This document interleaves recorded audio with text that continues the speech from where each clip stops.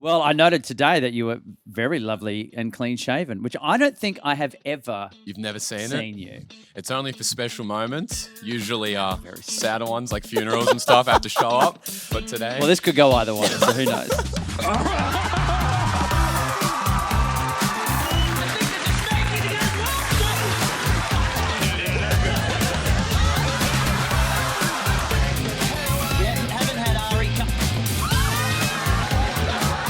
It went so well I lost my voice, so that's a good sign. Either that or I just hit puberty.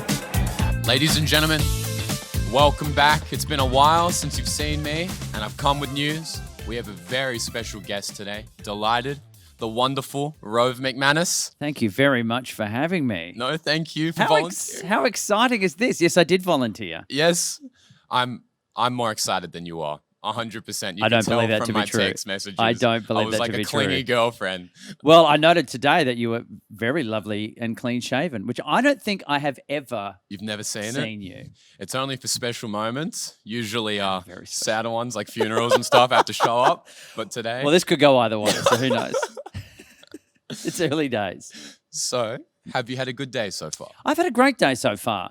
I have, I felt like I got some sleep, which for me is one of my major things at this point in my life. You're a night owl? Sleep is very valuable. Well, I'm not a night owl. I wish I could be, but I found as I've gone through the decades, it's like if I could offer any advice to anybody out there, kids, moisturize in your 20s. Okay.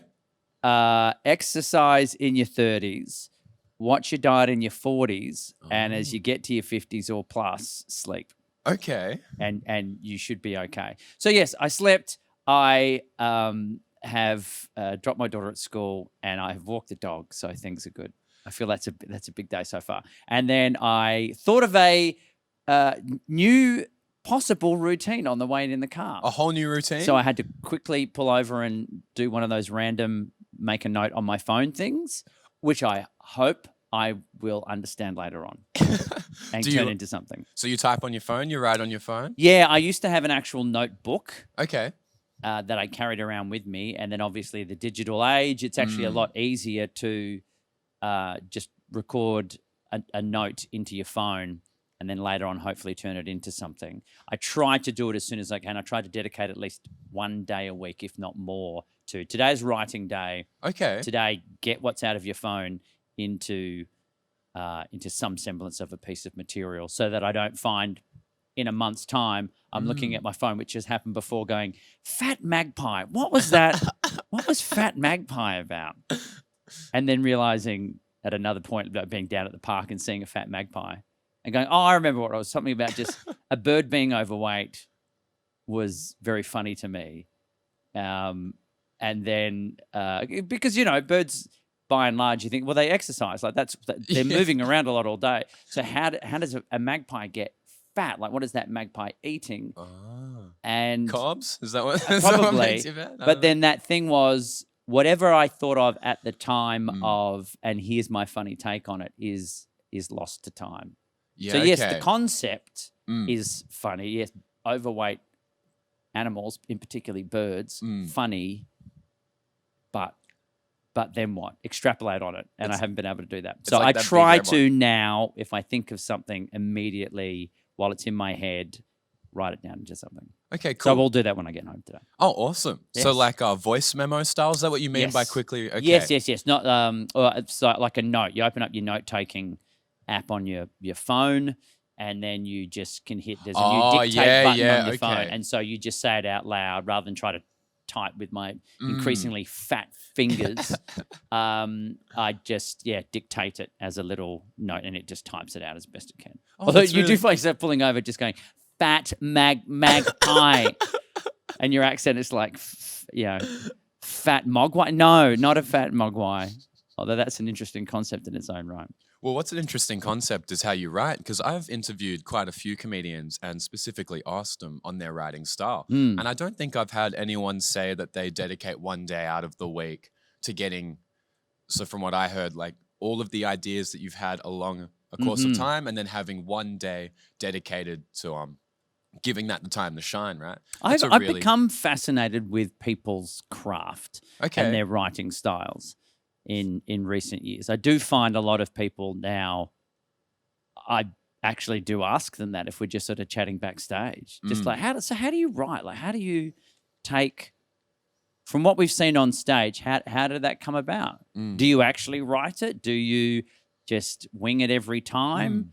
And when you've had the idea, like you see people before a show, we've all got different ways of doing it. Some people have just got a scrappy bit of paper. Other people are rifling through their phones. I've seen people with things on their hands. So, yeah, for me, I think of the idea, I write it down, and then I will, like blood from a stone, just go, like, milk this idea for everything it's worth. Every bad pun, every clever quip, everything in between, like just extrapolate as much as you can, tangent upon tangent. Don't just go for the obvious. Really sit down and write it out, like to the point of it could be a page and a bit, maybe. And that's then, just off like Fat Magpies. Fat Magpies. So then and it's just stream of consciousness stuff. Oh, cool. So exactly as we were talking about just then. It'd be like, I saw a fat magpie. I saw a magpie in the park the other day. The thing was, this one was fat. It was particularly fat. And it got me thinking, how does a magpie get fat? So it's almost, you throw the premise to yourself that then you have to answer. Yeah, okay. Like a lot of my comedy at the moment is throwing out a rhetorical question that I then answer for the audience. So you set up the thought for them because they probably haven't seen a fat magpie. And if they have, their first thought was probably not, how did that magpie get so fat? So then I will write it out as much as I can. Then the first time I ever perform it, I will just put the premise forward, which is, saw this magpie, it was fat, and here's my funny take on it, and then I just walk away. Okay. Don't overstay your welcome, because if you do, the audience might say, no, we're not into that, or you haven't quite thought this out properly. Yeah. And then you panic and you go, this bit's not funny. And you lose faith in it. Exactly. Yeah, okay. So, yeah, you do that, and then if it lands, then you go, right, and I write the whole thing out. And then much like telling a joke in a bar to someone, 3 people walk into a bar, first person does this, the second one not so much, but the third one, hilarious. I tell that joke to you, you bump into someone else, and you will retell that joke as best as you remember it. But you know the beats, and basically as long as you remember the punchline, you're fine. Yep. That's how I do my own material. I will read it. I will read the whole thing like an essay. Okay. Like a piece of writing, like a script, and then I'll go, right, I think I understand it all, and then I will just retell what I wrote to myself to the audience. Oh, and that's it's so never cool. the same. It's never word perfect because it doesn't have to be, and that's my process. You've really thought through your process. Like I've never had anyone be able to be so clear. Well, it's only come up in the last maybe 5 years or so. Okay. Because prior to that, I probably wasn't doing as much writing stand-up wise. I'd only be doing gigs every so often. Okay. So in the last 5 years, you've really... lockdown, being over here was the start of me sort of finding my stand-up renaissance here at the lounge. So how did you find your stand-up renaissance? I escaped COVID from Sydney. Respect. I snuck in across the border. And so you were in Sydney when COVID first happened? The first firstly, 12 months. Because that's quite important. What happened there? It sucked Fucking ass. I bet. It was pretty bad, especially because in the early days, it was terrifying. Like none of us knew what was going on or how long it was going to last. And I lost 6 months worth of work overnight.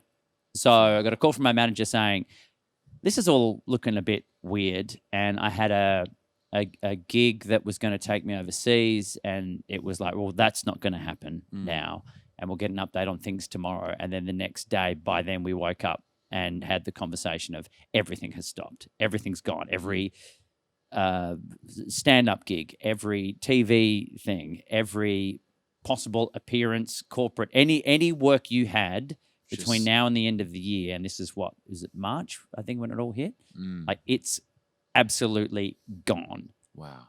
So that was the first hit. And then it was... I can't even imagine what that phone call would have been like. Well, it's so... I feel I'm fine. I'm fine. was okay and weathered the storm. But I couldn't help but think, what if I was me when I started my career? Yeah. I've just broken through. It's 1999. I have just done a pilot for Channel 9, get to live my dream of doing the show I've always wanted to do. They've said yes to that. We're on air in September, and then it happened. Or I'm the equivalent of that now. I'm just about to take off. Then everything stops. And when you say, when does it start again? And everyone's like, we don't even know if it will. And if it does, what will it even be? Yeah. So my heart goes out to anybody who went through that, who had all the trajectory in the world, all the momentum behind them. The hardest thing to build as well. Oof, and then it gets yanked away. You're the it person, and then it feels like everything's coming back, but it stops start. And then when they say, yep, everything's back to normal, you know what, we're going to play it safe and just go with tried and tested performers. That would be really tough. But yeah, for me, it was by the time we first started doing gigs again, I'm in a club like this, but with nobody there, and you're doing it remotely. Then they started bringing in you were screen. doing it remotely? Yeah, they're like, there's no one there. You can't see anybody, but you're telling jokes to people who are on. With a delay on Zoom? Yeah. But at first you couldn't even see the Zoom people because they hadn't got gosh. that technology yet. And then they worked out, we can get all of the people on screens. So you're doing shows in front of people on screens. And then that became like trying to do crowd work when you're like, hey, you. Like if I'm in a club, I go, hey, you, down the front here. On the screen, you're like, hey, you. And the person's like, me? Do you mean? And so you had to go, you. The person with that, you got the hat and the scarf and there's a cat. There's a cat walking. It's gone. The moment's gone. The moment's gone. Don't worry about it. Don't worry about it. So that was a learning curve. But it was few and far between. And then every time you'd think we're through it, there'd be another lockdown and you're stuck in your house and you can't do much anyway. I was doing gigs. I did a stand-up gig just in the spare room of my house. You just hooked up. You just get on a Zoom call and sold out. Or there was me. It was Tom Ballard. Who else was in there? Dave Callan did it. Cal Wilson. His dance routine would have been Oh, hilarious. he was just doing this. It was just from the waist down. You couldn't see much. The dancers and the other dancers were on other screens. Had to be on other screens. So it didn't quite work as well. But that was fun. Not because the gig itself was terrible. We're all still learning how to do these things without any response from the audience. And then afterwards, everyone hangs up, obviously, all the paying customers. So you'd pay money, you'd get a Zoom link, and that was it. And then when it was over, we'd say goodbye and everyone would click off. And then it was just all of us afterwards in like this kind of green room situation of just being on Zoom, but we hadn't seen each other in so long. It was just a wonderful that would have time. Been wholesome. It was like just reaching out to your fellow comedians through a Zoom call. So yeah, when I finally got able to get back into WA after maybe it was probably about 18 months by that stage. Okay. I hadn't planned to get up, and Dave Callan was doing a gig and he said, come along and watch. And so I did that. And then it was like, well, you just want to jump up. And so I did a spot, just an unannounced spot. And was it here? It was here. Yeah, it was here. And it was wonderful. And I did the late show as well. And then I was asked, would you want to come back and do an actual spot? And I was a bit unsure because, again, I was feeling a bit rusty. But I put the work in and it went well, and I got the bug. And then at one point I had Peter Hellier, who was stuck in Melbourne, sent me a message. I think you're the hardest working stand-up in show business. He said, I'm looking at your Instagram. You're doing a gig every week. Yeah. And I was like, well, because I can here. And it really sharpened my skills. So it was a wonderful thing that now I've found the love again. And that makes me so happy. I haven't looked back, and I've done 2 tours over the last couple of years, which is rare for me. Yeah. Like national? Yeah, full new hour every time. And I've never done back-to-back before, like written a full new hour. Oh, so you wrote a whole new hour? Whole new hour. So that was exciting. And it's all because I feel match fit, to get back to your question from 20 minutes ago about my writing. Is like, well, that's what I've had to do. There's not much else, or hadn't been much else. So it was learn to write, and as I'm getting up, it was back something I hadn't done since I started, which was, I thought of something funny today. I want to do a gig tonight so I can get up and talk about it.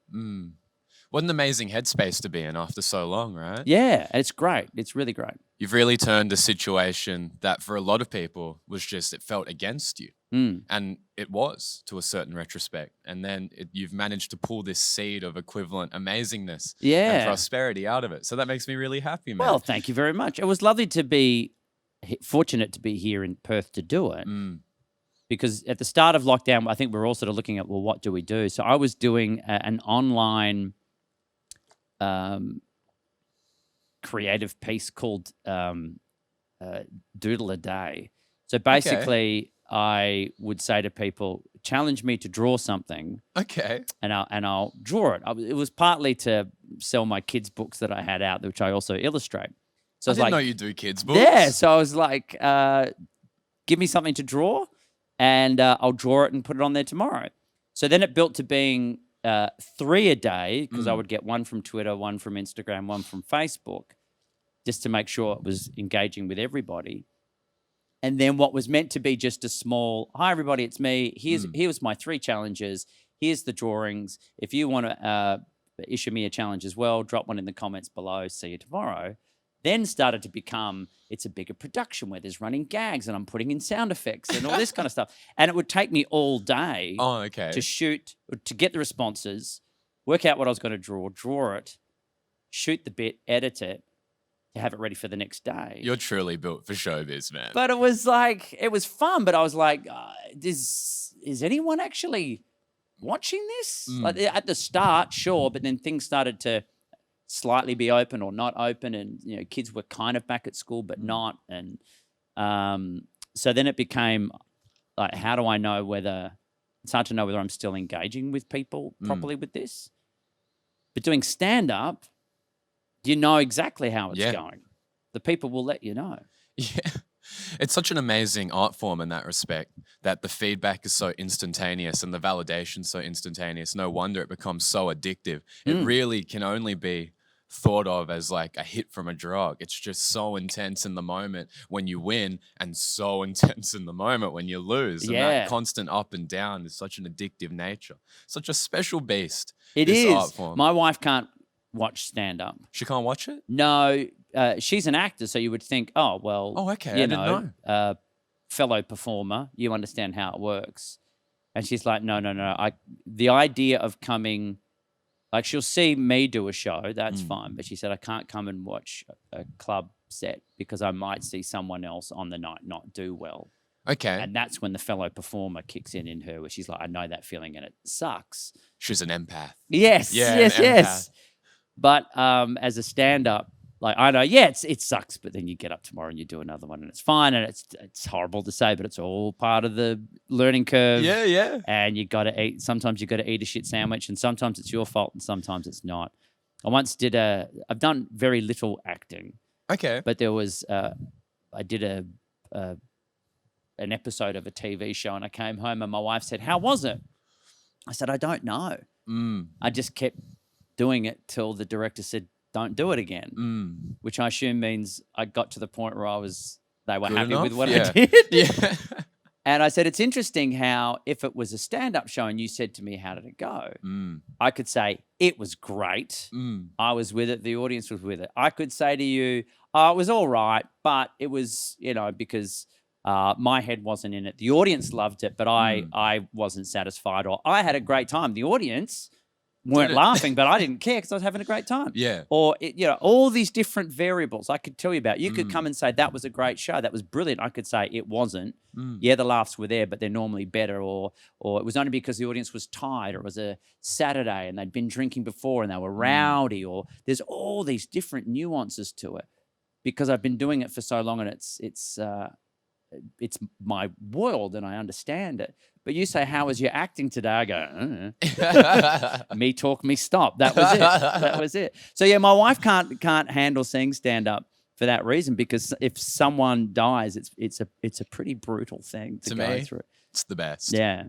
But that's when I discovered I loved comedy. I didn't know really it was going to be stand up so much. When I was in high school, I was in the senior school play in year 12. Oh, cool. And we did a dramatic piece, and I was one of the leads, and it was fine. Again, you go, well, afterwards people went, that was really good. And you kind of go, was it good, or are you just saying it's good? And then later on that same year, it was only a couple of months later, we were in the year 11 production because they didn't have enough people doing theatre arts, drama. And they did a very over-the-top comical sort of farce. So I was just a minor role in that.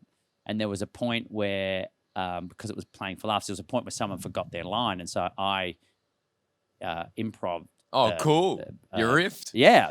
Because there was a gap and I was like, well, someone needs to fill it. I'll do it. And it got a laugh. And that's when I immediately went, oh, this is what I want to do. What a cool moment to know Because this is that. working. I know this is working now, right now, in this moment. I thought of something. They laughed. This is like, you could have all the accolades of being the dramatic guy, but in that moment, right then and there, I went, this is working. That was funny. We are back on track and let's keep going. And then the whole show lifts because of it. And to me, there's no other art form like that. What a cool moment to find out that you loved something. Yeah, it's like yeah, an early 2000s high school drama, you know? That's exactly. so cool. Oh, amazing. So I guess that's a good point to bring us on to what I wanted to ask you about, which was when you first got picked up by Channel 9. Mm-hmm. So what were you doing around that time? How did that event happen? How did that opportunity come your way? Were you just doing stand-up? Yeah. I had been doing community TV, which is hard to explain because it's becoming a bit of a dinosaur, and there's nothing really the same as that to reference. So if you know what it is, it's basically it's the lowest of low rent television that you can do. Okay. There was New South Wales, Western Australia, Victoria had it.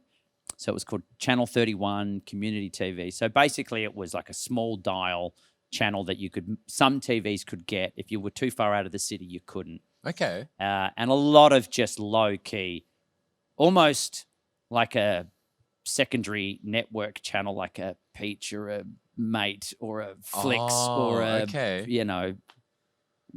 a Now or something. Just, it was one of those things, but no money at all. A lot of volunteers. Oh, okay. So I did a talk show for that, but that came about from doing stand-up. So I was doing stand-up in a club. I wasn't even meant to be up. Someone dropped out, and the promoter said, well, you're here. Can you get up? So I ended up just doing a pretty tested set. Cool. Short of sort of 10 minutes. And this is still Sydney? This is in Melbourne. This is Melbourne, okay. And someone came up afterwards and said, we love what you did. We love your style and your sensibilities. We're doing a pilot test show for a TV show. We need a comedian. Will you be on it? So I did that. And then afterwards they said, we really love the show. We thought you were great. And then after my set, I did a bit back and forth with the host. And they weren't sure about the host, or the host didn't want to do it or whatever. So they said, do you want to host the show if it goes ahead? And I was like, yeah, sure, I'd love to. And that's when I went, oh, this is what I want to do. I loved comedy. I didn't think stand-up was my forte. I liked acting, but there was something about doing the same thing every night that didn't quite click with me. And I was trying to find what's that happy middle ground between stand-up and acting. And I found it's hosting. Yeah. Hosting something with a comedic bent. It's talk shows like Fluid, so watching like Letterman and Leno and people like that from the States. So, yeah, I'd been doing this very low rent version of that on this fringe TV channel. But we would get actual people from Channel 7, Channel 9 and Channel 10. Oh, wow. And the ABC, like they would all come in. Like I had actual guests on from actual proper TV shows. Oh, cool. And so word was slowly filtering out. Hey, have you watched this little show? We would get, back in the days when you had like a TV lift out and people would write in letters, they would say, we would get write-ups in the Melbourne newspaper. Really? Have you watched this little show on Channel 31 with this guy in it? It's great. We would get reviewed. That must have made you feel so good. It did. And to me, that's all I wanted to do. I had friends that were doing other things, but I just was happy doing this. And it's easy to say it now, but I would have stayed happy doing that too. I did it for 3 years, 4 seasons. And then next thing you know, I get a call saying, will you come in and talk to someone from Channel 9? And they said, how about doing this but actually get paid? And I was like, that sounds good. So for that 3 years, you weren't getting paid? No, I was out of pocket. I had to pay the Oh. makeup lady $50 every week Oh my to cover her gosh. costs. Plus, I would buy lollies to do warm up with the audience. So it was actually costing me money that I didn't have. It just goes to show how much you enjoyed it then. I did. I loved it. And that's, I got my start there with really learning to hone my skills. Pete Hellier was part of that in the early stages as well. It's kind of how we started to bond through, we'd met through stand-up. And then same thing when I got the call, hey, do you want to do this thing on 9? And they said, who do you want to work with? And I said, comedians. And they went, well, we've tried getting comedians and it just doesn't work. And I said, well, with all due respect, I'm a comedian. that's probably because you're asking them and not me. So I probably wouldn't trust you either. But if it's me, that'd be different. And to get to call my friends to say, Pete Hellier, Corinne Grant, another great stand-up, Kim Hope in the early days, and even Dave Callan, one of my dearest and longest friends, to say, hey, if you can get yourself over to Melbourne, do you want to be part of this TV show that I'm making? Was wonderful. And we had the greatest time mucking around. People driving through the car park, and there's Dave dressed as a Viking, and we're all, I don't know what we were doing, chucking stuff at him or whatever. Like, no one knew who we were. Or they're like, what is this group of upstart children who have got this set up in the car park where they're blowing something up or dropping mattresses on their heads or doing all this ridiculous stuff in the studios. But it was great. It was such a wonderful time. It sounds amazing. And like you said, the ability to call the people that you love so dearly and then give them an opportunity. I can't even imagine. I would have been so giddy. I would have been like, guess what? Guess what? Well, it was exactly that. And our brief to ourselves was make the show we want to make. And the way it was sold to everyone was it's like a group of kids, a group of comedians. I don't think we called ourselves kids, but I don't think anyone else allowed us to do that. But it was like a group of comedians have been given the keys to the television studio and told, lock up when you leave. Jeez. So that was pretty much what we did. There was no rules. There was, we were trying to make something that we wanted to watch that hadn't been done before. And I think we kind of did that. And it was just nothing but fun. What was the writer's room? Must have been really cool, right? So did you write, because you would have wrote a lot of the skits and segments yourselves? There was 5 of us. There was me, Pete, Corinne, Dave, and then we had an extra writer by the name of Kynan Barker. Okay. Who I worked with for, I had known from before as a performer and writer. We had done some shows together during the comedy festival. Oh, and cool. then he and I remained close right up until the last. It sounds like he's died or something. He's fine. He's Are you okay? But yeah, he wrote for our show. Then moving on to when we got turned into a bigger talk show on Channel 10.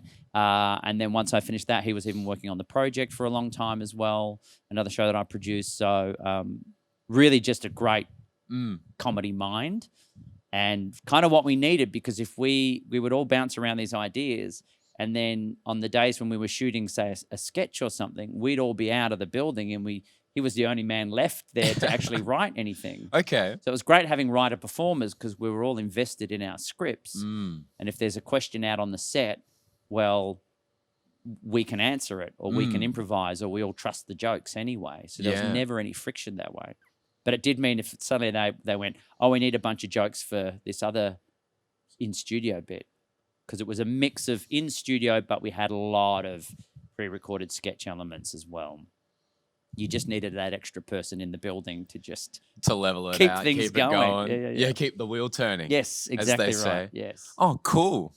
So how did you transition from doing that show to making The Project? Was that another passion? Because you seemed very passionate, obviously, about Yeah, look, the it's original. about when I started, So even before I got the Channel 9 call, I'd been called into the office of a production company, and the person who was in charge of that production company said, that they were equally interested in me doing something.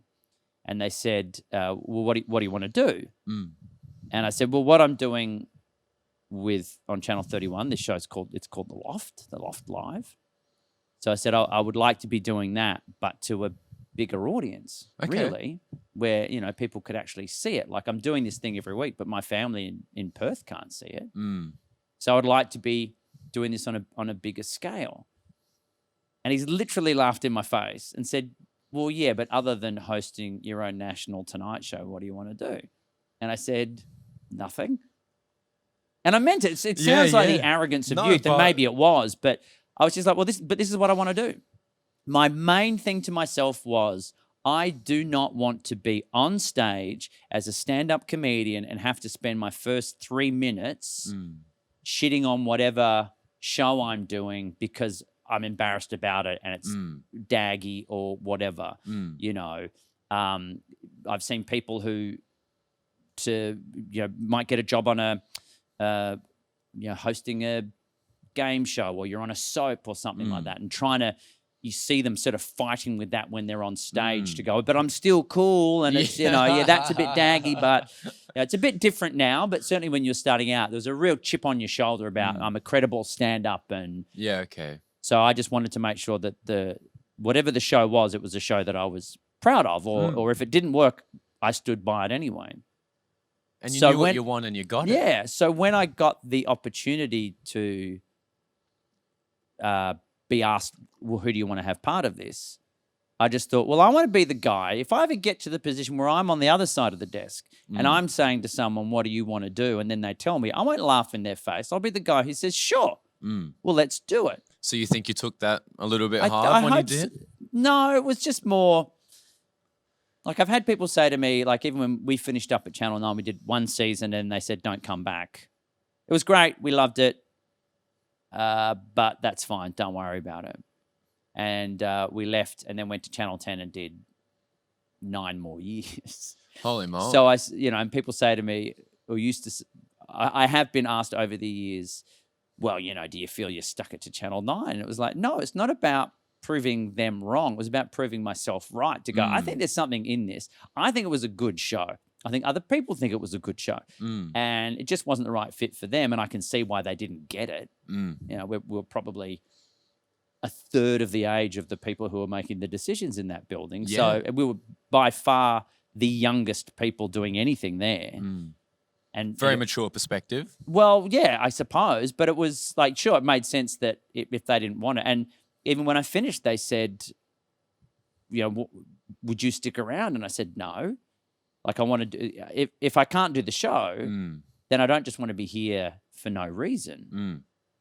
And again, this scoffing from the other side of the table, well, what are you going to do? And I said, well, I'll just go back to stand-up.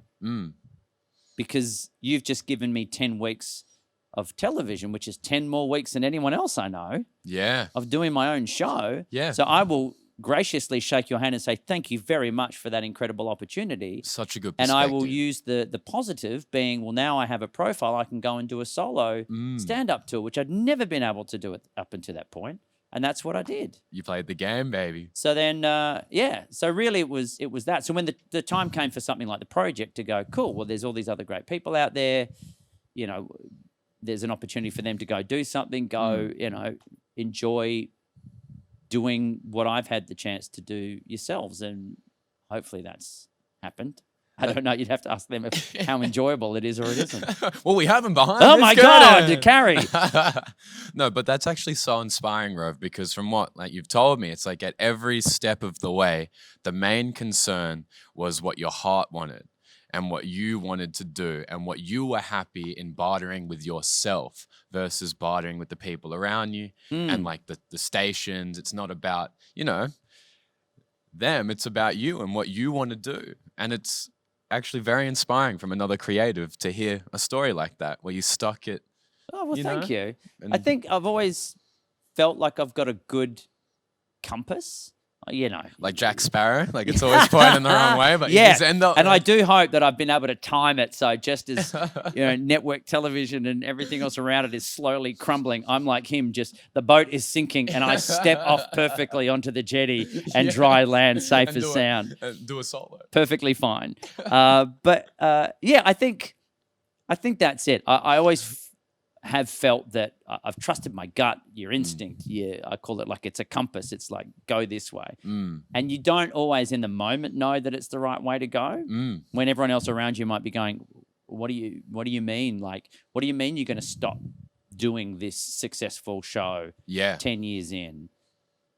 And me thinking at the time, but if I stop now, I can maybe come back to doing it, or I'll leave on my own terms. Yeah. Because at the time people were saying, we're celebrating 10 years and everyone's like, it's been 10 years. How many more? And I kept saying, well, I guess maybe another 10, maybe another 20. Who knows? But I would hope that when I finish, it's on my own terms when the show is still at some semblance of a creative high, rather than it's run out of steam and people saying, what is this still doing on air?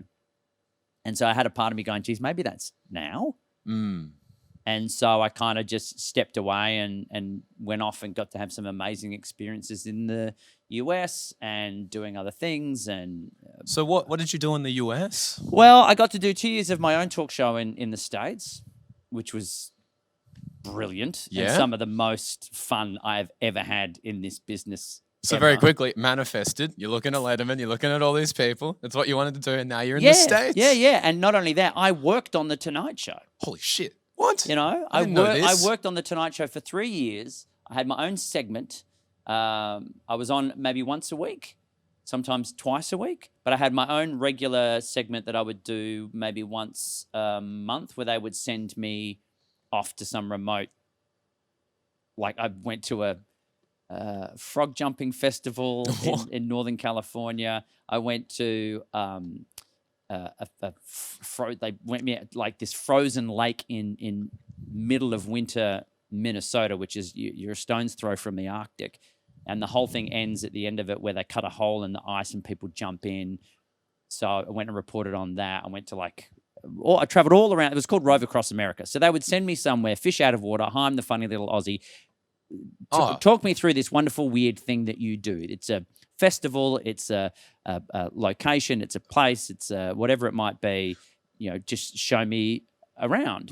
So we'd film and then we'd come back, cut it together into something, and then I'd present it to Jay like he was my latest adventure. And then that's so cool. And then I would be part of panel stuff within the show itself. And then the first time I was on was as a guest, which was mind-blowing to sort of get the call. We have heard about you and your show in Australia, and Jay's really interested about interviewing the guy that does what he does on the other side of the world. Do you want to come and be part of the show? And I was like, absolutely. And they said, cool. Well, whenever you're in town, let us know. And so I went, I will be in town next week. And you just flew over? So I just flew over between doing one show here and the next and got to be on, and it was amazing. And I remember saying to Jay, like, this is, for me, what we do in Australia. We call them Tonight Shows. Like we'll say, I'm hosting a Tonight Show. Yeah. Because of this, the house that the cultural impact Johnny of that Carson show. and Jay Leno, and everyone since built. Yeah. Jimmy Fallon now. Like this is all part of a lineage. So to get to be part of that was really cool. So I did that. I did my show. I was part of a show with Steve Carell on Fox. What? Which was an amazing thing that he asked me to host, which was like a fun sort of improv show. And then worked on a show in New York for 3 months, shooting a show there that was great fun, and then going out, and it was with stand-ups, and we were out doing stand-up every night, working the clubs. Like we did our first day, we shot like 3 shows, and I said to everyone, so, everyone gone out for a drink? What do we want to do afterwards? And everyone's like, oh, no, I got to go. I got a gig to do. Oh. I'm like, we've just done 3 back-to-back shows. Aren't you exhausted? No, I got to get, if I'm quick, I can get one in now at the 9 o'clock show, and then I'm going to go uptown and do their 10 o'clock and then go back for the 11, and then I'm back at the first club for their 1 a.m. if I can get there in time. So I did the first night where I just followed everyone around, did one drop in at a club and ate a shit sandwich because I was so rusty and it served me right. And then and then did it again, and then just got in the rhythm of same thing. Learn where the clubs were, how you could jump from one to the next. If you had time, you could do a spot, fuck off and run up the road and go somewhere else and get a cab, and you're zipping all over the place. And then same thing, you'd be doing early show one club, go to another, go to a third or a fourth, and then come back to the first for their show, and then maybe back to one of the others for their like 1 a.m. or something. That must make you so sharp. It really did. And I got to Freaking perform at the Comedy Cellar, which is like a very prestigious Whoa. room in New York. And first time I got up, I was shitting myself, absolutely shitting myself. With the rep. Yeah. Yeah. And then and because they're watching you and they're grading you, and you're getting up, you have to be recommended. You get up and it's like an audition. And you're already from the other side of the world. Yeah, so and it's like, okay, I'll do some of my, I'm a fish out of water, like me, no understand. But then you also you got to prove that you can step up. And by the end of my stay there, it was like the Cellar was another home to me. Fuck yes. And I loved it. I really loved it. So, yeah, all of that, and then my time in the States was just, it was wonderful, and I do miss it a lot. I loved living in LA in particular. And What do you miss about it? Like mostly, I miss a lot. I got a lot of friends there that I miss. I miss just the city. It's a weird city. Okay, I have but heard that. I loved it. If you live there, it's okay. If you're holidaying as a tourist, it can be tricky because it's hard to navigate. It's New York's a grid. The streets are numbered. If you're on 42nd Street, you need to get to 54th. Go up a block. Is the number going up or down? Yeah. You're either headed the right direction or you're not. It's pretty straightforward, and it's an island. You can't go too far before you hit a river or a bridge, turn around, go back. Whereas LA is like a north side and a south side, and it's split with there's a mountain ridge that goes through the whole thing, sort of mapping all the east and the west. And so you've kind of got the Hollywood side, then you've got the valley, as everyone calls it, on the other side in San Fernando. And then the city itself, like actual Los Angeles, is nowhere near the hub of it all. Okay. And then there's the Beverly Hills part, and it's hard to get around. Public transport's a nightmare. Traffic's shit. Yeah. And everything's freeways. And it can be very daunting. So if you're in town for a holiday, you will find yourself going, where is everything? But living there is very different, and you find your people, you find your hood, you find your little community, and it was, for me, is also a bit of a pop culture junkie. Yeah, you're a pop culture junkie? You're in a front row seat for, we did a series of my show Rove LA, and we filmed it in the exact same studio that Gone with the Wind was made in. Wow. And Ghostbusters. What? And you're driving around a studio lot on a little golf buggy thing, and you're driving around through sets, and they're like, this is where that movie was shot and this movie was shot. And our production office was on a part of the back lot, which was a street like that was made to look like it was a suburban street. It was used for, like, I think Gilmore Girls used it, Desperate Housewives used it, and every now and again it would be used for and all the production offices were houses, so it looked like our office was a house. Okay. And it had a garage, and you'd open up the garage door, and that was our production office, like that was our boardroom. Wow. So it was all facades at the front, and then there was a series of pathways around the back, because every now and again they'd say, we're shooting something on the actual street that day, so no one's allowed to park on the road. You have to park at the parking lot and walk into work. So much sense. And you have to walk in through the back pathway, so you're not walking onto a live working set. Oh my God. It was amazing. Like that's Wow. like, how do you not get excited by that? That's like the real dream world. Yeah. That's like what they made. And I'll be looking out my window of my office, and there's the tower, the water tower with the WB Warner Brothers lot, because we're on the Warner Brothers lot. And Ellen was in the building next door, and you'd be sitting there with this Warner Brothers logo, and on my desk I had this statue of, there's a cartoon series called Animaniacs. Yeah, I know Animaniacs. Yakko, Wacko, and Dot, and they are these three animated characters that fictitiously live in the water tower. So it's the three of them climbing on the Warner Brothers water tower, which I've had since that show was on in the mid-90s. Oh my God. And it's sitting on my desk, and I would look out the window and there's the actual water tower. What the fuck, dude? Manifest. That's full vision board. That's full vision board. Erection. That's what that is. I was gonna say, like, you feel like you're in Looney Tunes back in action. That was You're it. just chilling. That was it. It was, so that sort of thing, to be the history that I've always loved. Like, I love the history of the talk, like Johnny Carson and the Tonight Show, or Warner Brothers, or all these other films and places like that. And like this is where it happened. You were stepping on the same ground as some of the legends of this industry. When we were looking for a studio, we were looking at one particular building, and I just said, out of interest, hey, what's the history of the building? Like, what sort of stuff has been shot in here before? And the guy said, the first thing that was ever shot in here was The Jazz Singer, which is the first ever talking film. The first movie in the world made with sound was shot in this studio. And I was like, wow. And what was the last thing? And he said, Hannah Montana. They should have kept the sound out. Oh my God. It's like, what bookends? What an amazing history that is. Oh my God, man. Thank you so much for telling me and going into all that detail. My pleasure. I'm like so inspired. I feel like I could ride an hour. Go do it. I on have Fat to. Magpies. On Fat Magpies in the Warner Brothers water tower. Well, I guess before we wrap up, the last thing, and I think people watching this would find this really interesting, since we know so much about all of your successes, do you have a funny bomb story that you can share with me? Oh, yeah. Like the worst bomb, maybe? Oh, worst bomb. I mean, the worst bombs are never that entertaining a story. Usually, I always think, as you're bombing in the moment, you usually think, oh, well, next time I get up, this story will be good. After the fact. I had a really rough night in a place called Kellerberrin, which is in here, rural WA. Okay.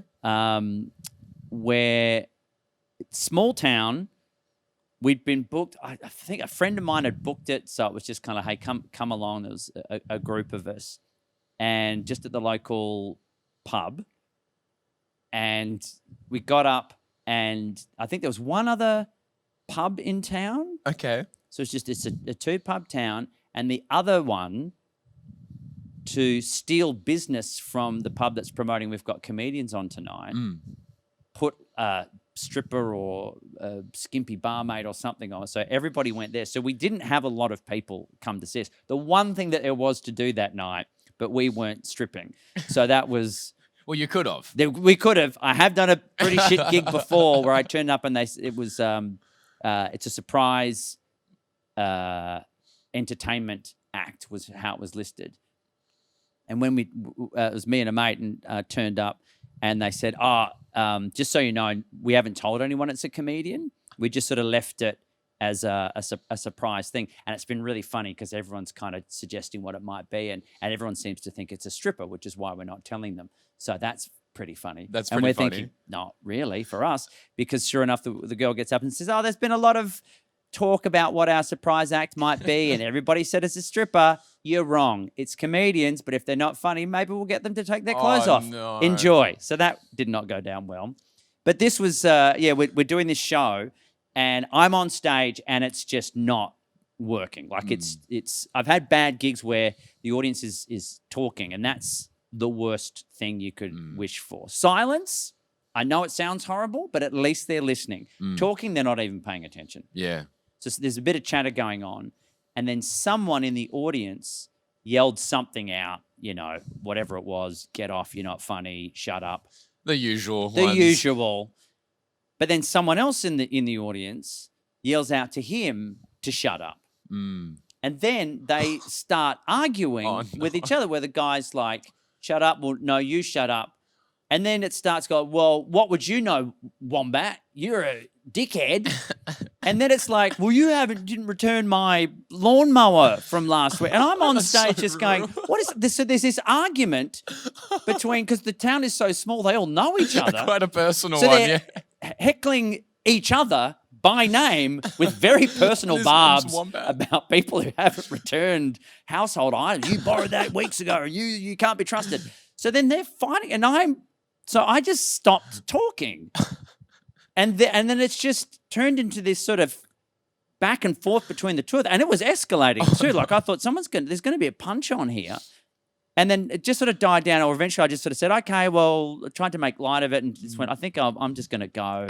And I left. And it was, it got quite tense because, well, firstly, you're like, this sucks. And there's nothing worse than before you even walk out on stage, you know it's going to be bad. Gigs can turn, but the ones that before you even set foot on stage, you're like, oh, shit. You feel it. And every minute feels like forever. And you've got to do your 20 or whatever it is. And you feel like saying to the audience, I know, I don't want, I know you don't want me here, but I don't want to be here either. And what are we going to do? But that one also came with this. I think I'm about to be possibly part of I'm going to witness a fight, or I may get dragged into a fight. Yeah. And I can't help but feel I started this by just trying to be funny. Yeah. So yes. But again, at least there's a halfway decent story at the end of it. But that was pretty funny. There's some. In the moment, it was again one of those things. It wasn't until afterwards, and we all had a pretty rough night. And there is also the benefit of usually when you go down, you all go down as a group. You know, I've done solo shows where you're like, "What the fuck are you even doing here? Why you come to see me and you're not having a good time?" So it's easy to kind of deflect that as, "Well, mate, everyone else has been enjoying themselves. So if this audience tonight are not into it, I don't know what to tell you." But there's something about the camaraderie that this business gives you. Yeah. Because you can all just at the end of it have a group hug and go, "What the fuck just happened?"